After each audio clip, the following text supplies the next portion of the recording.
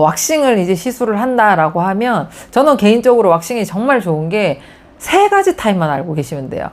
소프트, 하드, 슈가링. 뭐가 더 좋은데? 슈가링이 더 좋아요. 하드가 더 좋아요.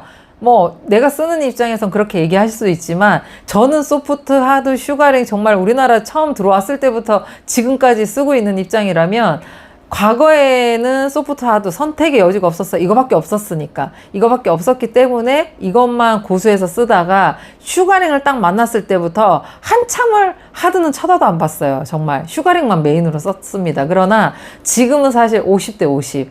왜냐면 고객님들의 피부 타입이라든가 채모 상태에 따라서 맞춰서 왁싱의 3타입 중 가장 장점만 가지고 고객님들한테 시술을 하고요.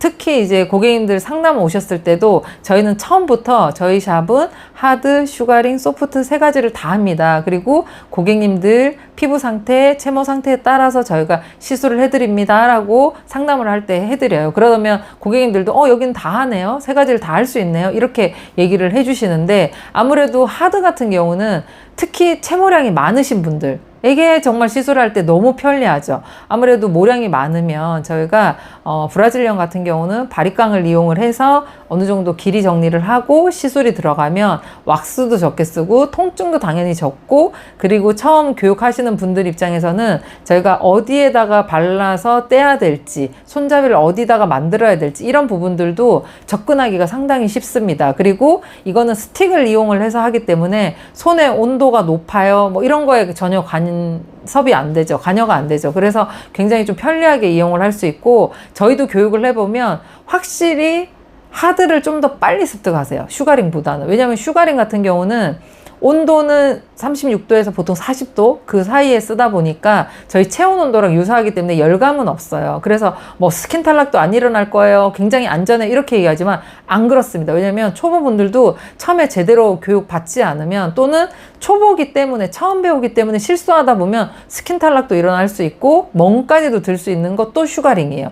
그러나 이게 어느 정도 손기술이 익숙해지면 내가 자유롭게 쓸 수 있기 때문에 굉장히 그 장점만 가지고 쓸 수 있는 게 또 왁싱의 장점이다 보니까, 저희는 사실 실제 모량이 많은 분들, 그 다음에 뭐 지성이신 분들, 피부가 좀 두꺼우신 분들 같은 경우는 실제 하드 왁스를 좀 더 많이 사용을 하고 있고요.